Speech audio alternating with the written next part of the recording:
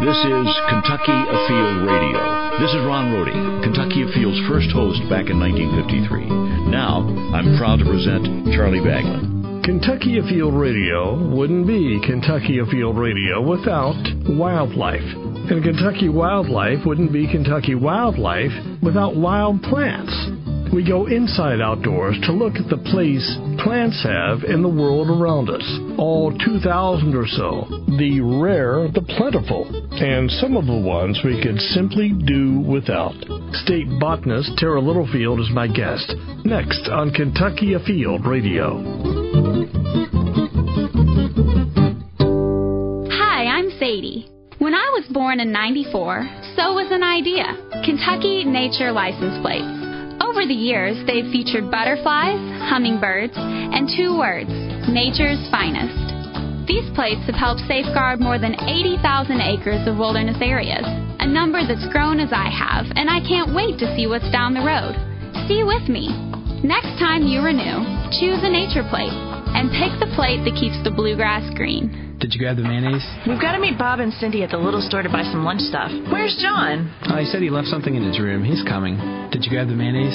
What do you think? Ham, chips? I put that mustard we like in the cooler. Did you grab the mayonnaise? Oh, here he comes. Good. He grabbed his life jacket. I should have remembered that. Did you grab the mayonnaise? Cupcakes. I want those yellow cupcakes. Tell your phone. Boaters are busy, on and off the water. That's why Kentucky conservation officers remind you, your life jacket's got your back.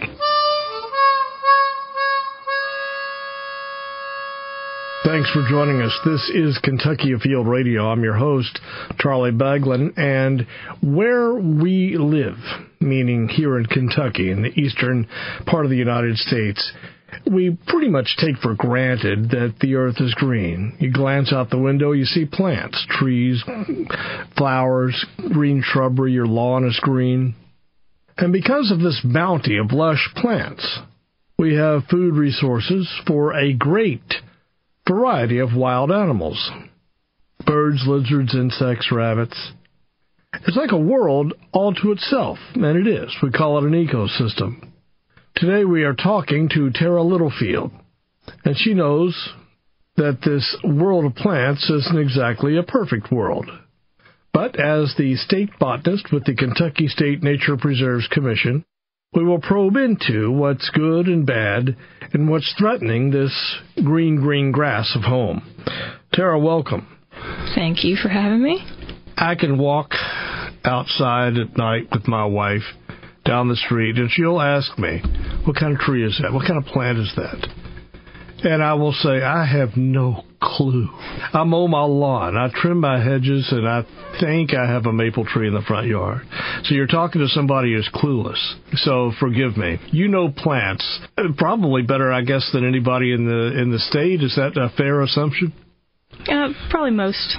What's wrong with the greenery in this scenery? You've heard that a million times. Yes, I have that in my PowerPoint slides as well. And I want to talk about what, as we look out on the hillside of the forest or the field or people's backyards and say what is there, what shouldn't be, what's introduced. So I'm curious about these things. And help me with a couple of definitions up front. Botany versus horticulture versus somebody who likes to garden or raise flowers. Well, botany is just the general term for the study of plants. And there's all different kinds of plants that you could study. You could study horticultural plants, landscaping, gardening. You can study native plants. That's what I do. I'm a specialist in the native plants of Kentucky. So there's all different, types of plants that you can study. And if someone is into horticulture? Being into horticulture is more of the study of using plants in gardening and landscaping. And you can use, non-native plants from all across the world in horticulture. And it's definitely becoming more popular to start using native plants in landscaping and horticulture as well. Exotic plants is a term that comes up, and I've mentioned this on other shows, that the term exotic, if you have an exotic car, if you have an exotic plants or exotic piece of art, that it's supposed to be wonderful. It's just dazzling. and you want exotic, but not in the field of plants, you don't. Tell me what an exotic plant is. Now, here I'm thinking about this big bouquet that may be on the dining room table. Oh, it's so exotic. It's beautiful. Colorful. Yeah, exotic is just, from a different place that we are here in Kentucky. Exotic plants from different parts of the world. So exotic plants aren't necessarily a bad thing. It's just there's a small percentage of some of the exotic plants that in our habitat here in Kentucky that become invasive. So we use the term invasive. So there's invasive plants that are exotic, and there's non-invasive plants that are exotic. So exotic plants aren't necessarily the what we don't like. It's the ones that get out of control. If we were walking, maybe we should have put it on our wireless microphones and got outside to do this. And I thought about that. But let's just say we were outside walking through the field. Do you know what's missing? If you were the Almighty and you were going to make this landscape perfect, where is it falling short? Well, that's a good question. For the most part, I think that botanists, in Kentucky, we have generally a pretty good idea of what the vegetation looked like before Daniel Boone crossed Virginia into Kentucky, pre-settlement vegetation. And each region is a little bit different. So here we're in the bluegrass region. If we took a walk right now, obviously, you'd see a lot of fields, a lot of edge habitat, a lot of invasive species in the bluegrass, particularly. You see a lot of bush honeysuckle, a lot of shrubs that you normally wouldn't see, in prior European settlement. But yeah, each region has sort of its own botanical history. If we looked out on the hillside, could you say there should be, all the trees that are here today are the trees that have always been here, but let's say there's American chestnut is missing. An elm tree might be missing. There are trees that are missing now that weren't here then. And maybe because they're missing, other things are missing. It may be a species of wildlife or a plant or flower. Well, I think that it depends on what temporal scale you're really looking at, what time frame you're looking at. I think the important thing to keep in mind when dealing with what kind of vegetation occurs on the landscape is that vegetation does always change. It's never constant. And it changes over the long term depending on the climate. So, 20,000 years ago here in Kentucky, it was a lot colder. We were coming out of a glaciation. And a lot of the vegetation in Kentucky, scientists have looked at sediment cores in natural ponds and have mapped out what kind of vegetation has been here over, longer time periods like that. And 20,000 years ago, the vegetation in Kentucky was more jack pine, spruce, fir, like something like a forest that you would see in Canada. So I think that's kind of an important thing to keep in mind. Over longer time periods, there are major shifts in the kind of vegetation that we do see across the landscape.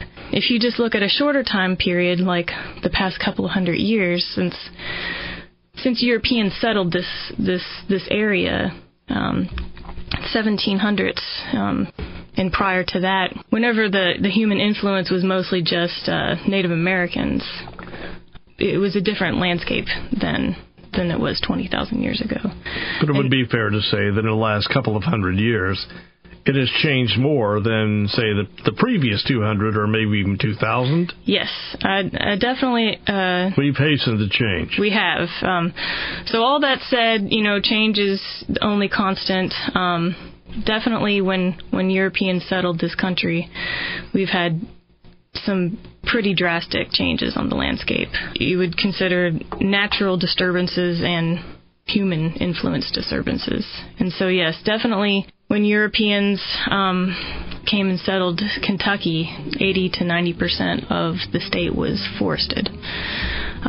We had roughly about 3 million acres of prairie in central Kentucky and also western Kentucky. We had an incredible amount of wetlands in the western part of the state. And so over several hundred years of human settlement here, all the wetlands have been drained and turned into agricultural fields as well as the prairies.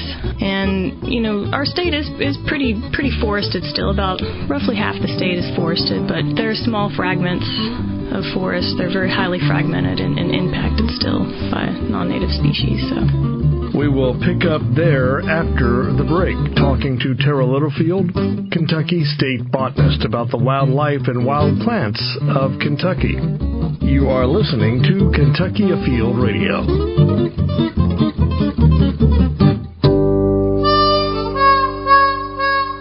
We're back on Kentucky Afield Radio into our second segment. My name is Charlie Baglin, and Tara Littlefield. She's the state botanist with the Kentucky State Nature Preserves Commission. State botanist translates to the Kentucky expert in plants that are native to our state. And I'm going to guess, if you queried the people in my neighborhood, the best looking yard is monoculture. It's just a turf, looks like you may have rolled out a golf course. It's just one type of grass. It's pretty, it's trimmed, it's manicured, it's beautiful. Unless you're a rabbit. Then it's not. Or if you're a songbird, then it's not. There are plants in our own yards, and we don't recognize them because we keep the yard mowed. Let me throw out an idea that might be novel to some, and hey, why didn't I think of that, to others? No mow zones. You just let areas grow. We don't mow them anymore. And you'll be surprised at what grows. It'll be a lot of what you expected to grow, but there'll be pretty flowers of bloom, and you'll see bees come in and birds come in and feed. These are wildflowers now, wildflowers you used to call weeds. What's wrong with a weed? It has to have its place in the wheel. Like all plants, there's good weeds and there's bad weeds. Definitely, if you let a field grow up, you'll get a lot more diversity, and you'll get some really good plants, a lot of good wildflowers that'll pop up. But then you'll also get some European weeds, some non-native ones that might not be such good players in the whole scheme of things. So the weeds that we don't like, when you pull a weed or you go out and buy your bottle of Ortho, we don't know if we're killing European weeds or not. Do we? Does Ortho know? No, you're definitely killing everything at that point. But yeah, there's definitely a lot of good native wildflowers that exist in lawns and in fields that we could definitely benefit from not mowing. If you want wildlife to come to your yard, be it butterflies, hummingbirds, rabbits, then you don't want a monoculture yard, do you? Definitely not. You want this variety in there, and you may want to let parts of your yard grow. Mm-hmm. Is that fair to say? That's completely fair, yes. Do you have a yard? I do. And what's it look like? Some people might say it looks messy. Okay. So it's not sodded and perfect. Definitely not. We try to mow the least amount. I do a lot of collecting seed from native plants and throwing them out in our fields and letting everything grow up. Some of the, weeds that we have that could be a problem, we try to remove. But for the most part, we just kind of let things grow up. When we're looking around outside at the plant life, and that includes the forest and the fields, how close is it to what was here before European settlement? 80% there? Has it changed half? What would you guess? At least half. But that number probably changes depending on which region you're at. You had mentioned the American chestnut, and that definitely had more of an impact on eastern Kentucky forests. That was one of the dominant trees. In the bluegrass, we're kind of experiencing a major shift in the tree canopy right now with the loss of the ash trees, as you can see just driving around. Ash is a dominant tree in the bluegrass forest. So that's a tree that we are losing. It's due to a beetle, right? Yes. An ash borer? Yep, the emerald ash borer. It's a little green beetle from Southeast Asia. I was reading on that. That was introduced somehow up in Michigan. Yes. And has made its way south. Yes. When did it come into Kentucky? It was was first detected in Kentucky in 2009, but it probably was here before that. But it's pretty amazing, actually, how fast it has spread throughout the bluegrass since it was first detected. Ash wood, baseball bats, that has to have an impact. I was reading about the emerald ash borer's impact in Michigan alone was tens of millions of trees. I don't go to Michigan, but I could just imagine what was lush forest is pretty much now gone. Am I right? Have you been there to witness that? I haven't actually been up to Michigan to see the impacts there. Up in Michigan, they have black ash, more black ash. We don't actually have that particular species. It's devastated that tree up there. Our ash trees exist across the state, but particularly in the bluegrass, white ash and green ash have been decimated. What percentage of the forest are those trees anyway? It depends on what region you're at. In central Kentucky, along stream corridors, bluegrass streams, ash could sometimes exhibit up to 70-80% of the canopy. Ash walnut is a really common canopy type in the bluegrass woods along streams. White ash is a dominant tree in the majority of forests throughout Kentucky. It's going to have a huge impact on what our forests are going to look like. I was in the Smoky Mountains. It's been several years. And there's just groves of trees. Is that the right word? Yeah. You just look out on the hillside and dead trees. Emerald ash borer to blame there. Southern pine beetle. I think that in the Smokies, you're probably referring to the hemlock woolly adelgid. Probably, yeah. With the eastern hemlock. And that's another little bug from Southeast Asia, an adelgid bug that attacks our eastern hemlocks. And eastern hemlocks are a dominant tree type in eastern Kentucky. It was first detected in Kentucky in 2006 and has since spread throughout eastern Kentucky. There's been a lot of mobilization and efforts, though, with controlling hemlock woolly adelgid. The Division of Forestry, Alice Mant heads up that program, and they have treated a lot of the higher quality hemlock areas in Kentucky and then along trails as well.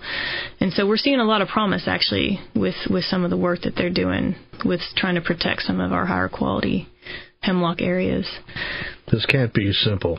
It's not like you go to Lowe's and buy a bottle of pesticide and go spray the tree. It doesn't work that way. No, it involves an injection of a pesticide into the soil, and it's expensive and labor intensive. The goal is not to save every single tree. It's to save pockets of trees so that whenever the beetle does move through and hopefully goes away at some point, these trees will be able to produce seed and propagate and reestablish themselves as groves again. Is that safe to assume that one day it'll just go away? Possibly. The eastern United States, does it have worse problems with disease than forests in the west? Yeah, there's pests and pathogens throughout the country, but it does seem like the eastern U.S. is being hit pretty hard. We have a similar climate to the climate in Southeast Asia. Here in the eastern U.S., a temperate deciduous forest, whereas out west, it's a different climate out there. I think that has a lot to do with the fact that a lot of the invasive plants and pests and pathogens can thrive more in the eastern U.S. A part of invasive species and disease, we talk about how it affects us here at home. But I'm guessing we have diseases here in even Kentucky that have its natural defense mechanism, if that's the word. There are things that keep it in check, that keep it from not growing, that keep it at bay, that have been transported to Siberia or Japan or somewhere else in the world. And what diseases from here have raising havoc there. Do you know examples? There are native plants that are from the eastern U.S. and Kentucky that are invasive in other parts of the world. One we would recognize? Sycamore, for example. Sycamore trees. The sycamore trees. We love a sycamore tree. We love sycamore trees. It seemed harmless, but what's it doing elsewhere? it's a pioneer species, and it does become invasive in other parts of the world. Box elder is another example. That's also an invasive species in other parts of the world. So you're right. It definitely goes both ways. What part of the world? Can you recognize a country? I know that in Australia and probably parts of Southeast Asia as well. And they grow out of hand? Mm-hmm. Such like bush honeysuckle would here, maybe. Well, I think it's really interesting. Bush honeysuckle is obviously one of the plants that ate the bluegrass, is what I kind of term the plants that ate the bluegrass. There's several of them, but bush honeysuckle is definitely one of the worst ones. From Southeast Asia, parts of Russia, Japan, and in Japan it's actually listed as critically endangered. Bush Good. Well, but in Japan, they love it. It's revered as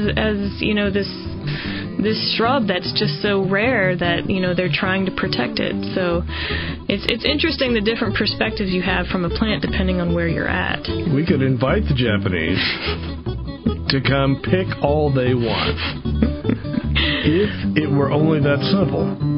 We have a break to get to. Our fishing report also is just ahead. And in our second half hour, we will talk about why some say things are actually looking up for diseases affecting our trees in Kentucky. Stay with us. My name is Charlie Baglin, and you are listening to Kentucky Afield Radio.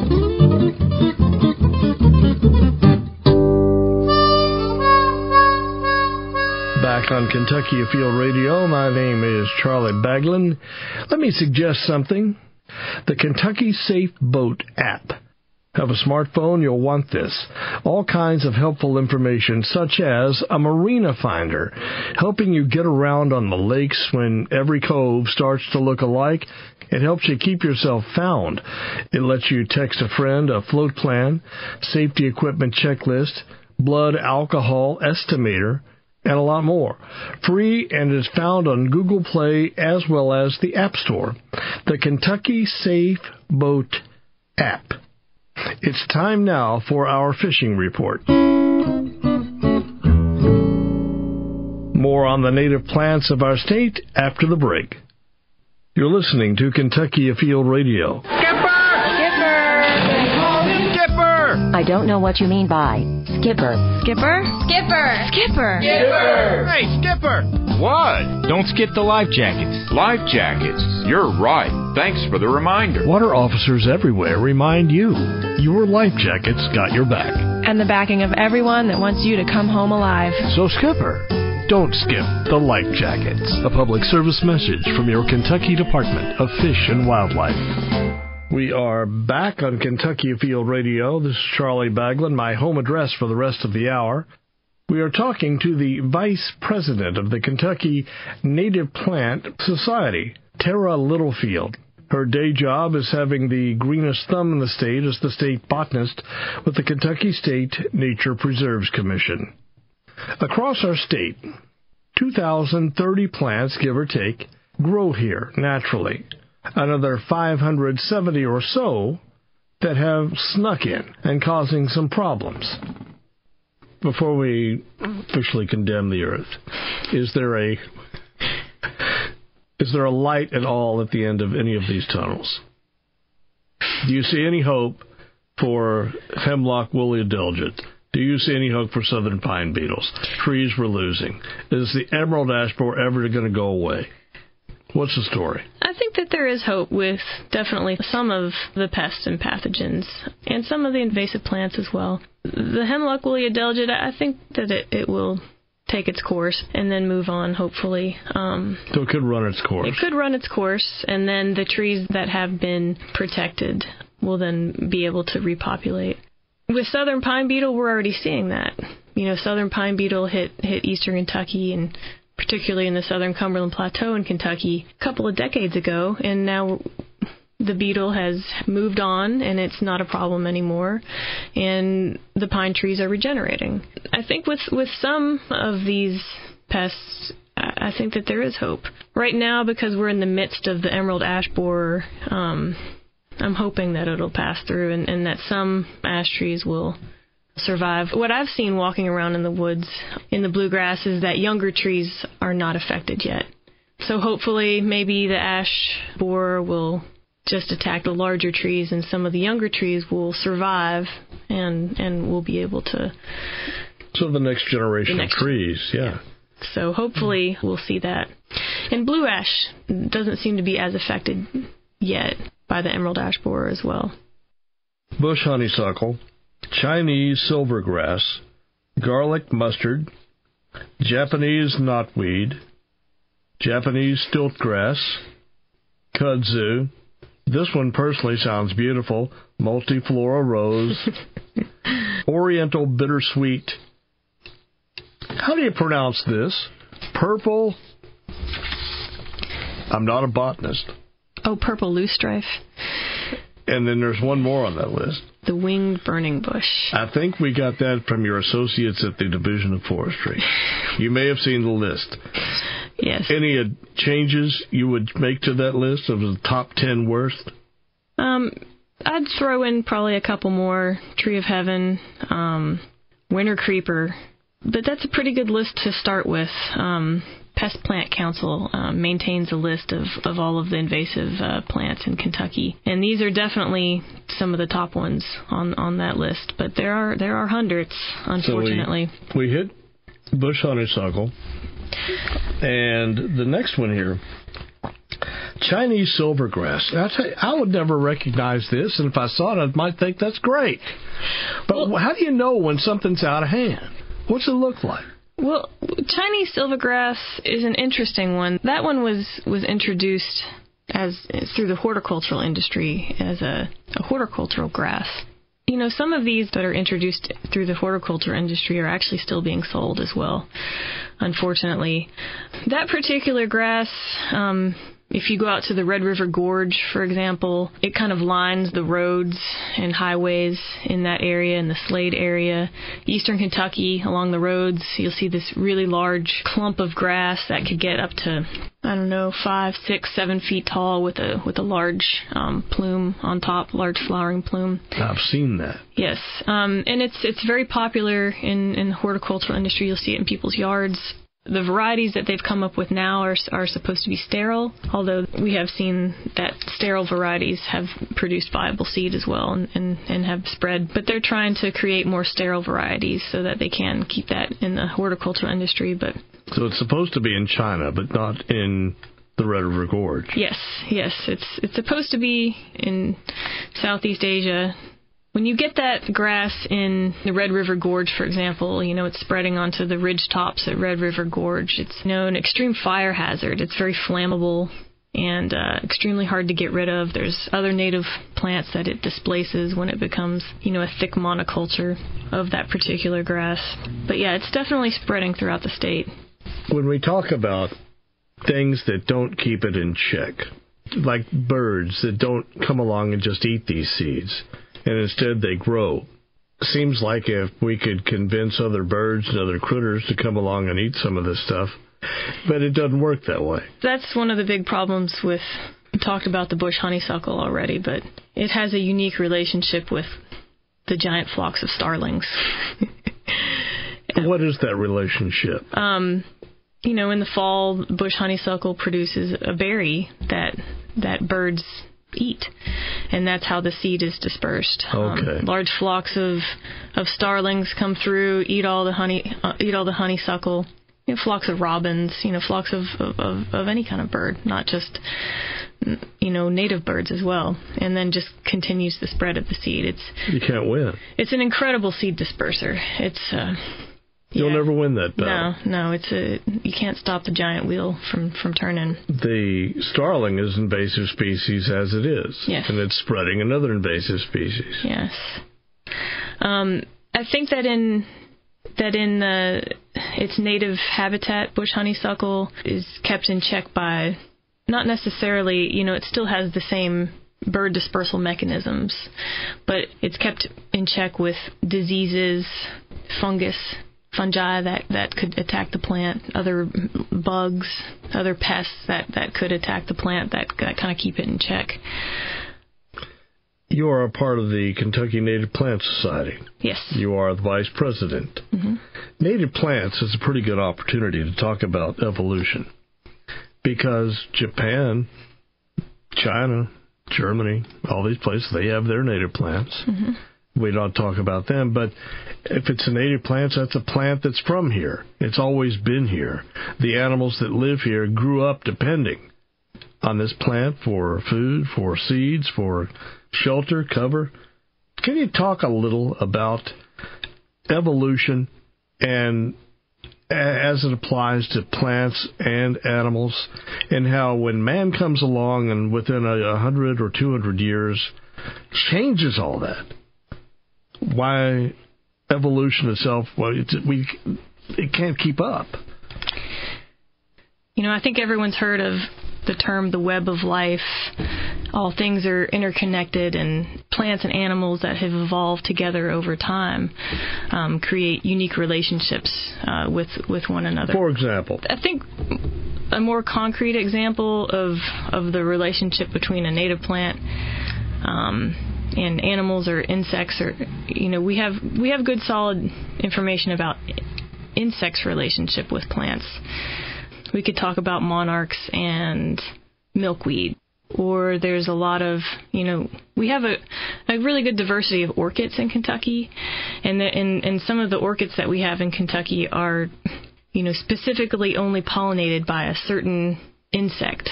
And so without that relationship between the insect and the orchid, the orchid couldn't survive without that insect. So if you lose one, you lose the other. So there's several examples of that. I think with the wren and the hensel sparrows are a little more adaptable, I think, in terms of what they eat and what they need for habitat. But when you have animals, insects, birds, wildlife, migratory coming through depending on these plants, this type of habitat, and it's been that way for eons, doesn't quickly change. When we lose a plant or when we gain an animal and bring bush honeysuckle and kudzu and other plants in, the mechanisms such as I assume that would be the wildlife, maybe the weather, I'm not sure, but the elements that would keep these things from growing out of hand, proliferating, they didn't evolve here with it. But they did evolve wherever it's from.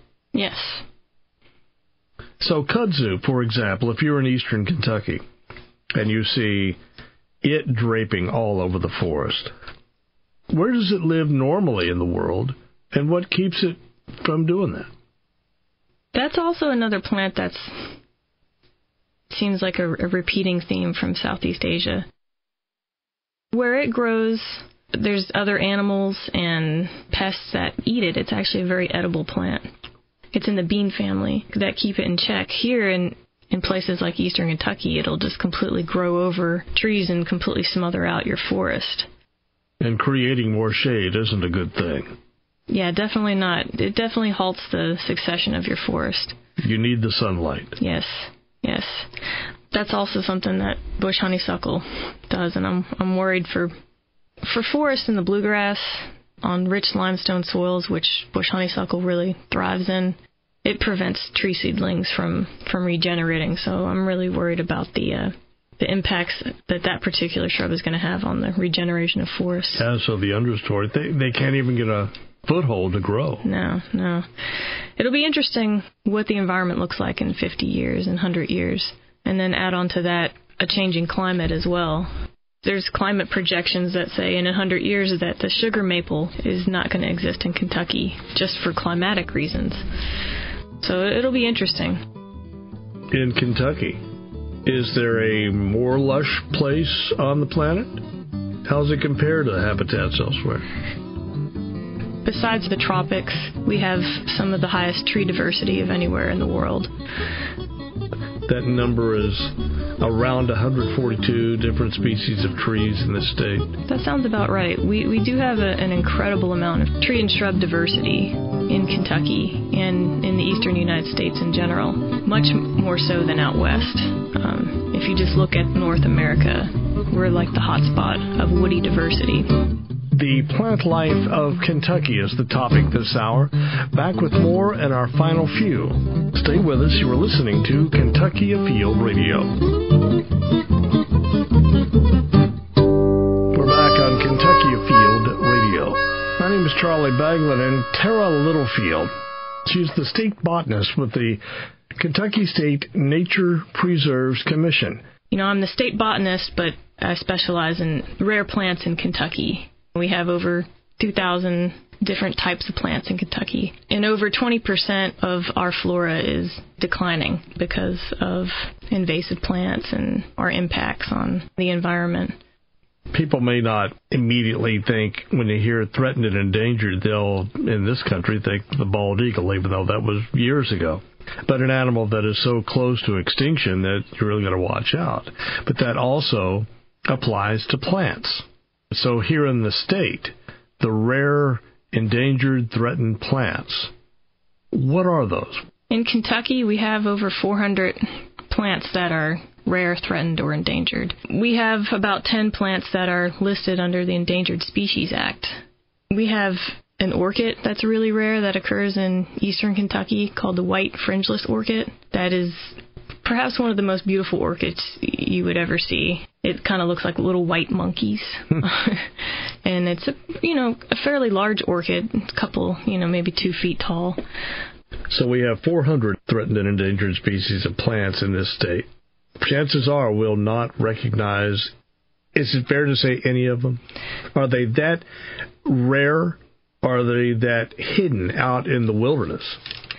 Well, actually, there's one in the bluegrass that's listed under the Endangered Species Act called running buffalo clover. It had an association with migrating herds of buffalo that used to exist here in central Kentucky prior to European settlement.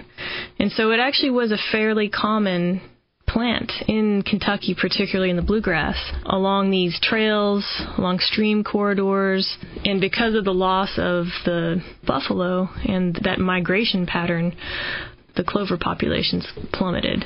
You could still find it in the bluegrass, worldwide or range-wide where it occurs in the eastern U.S.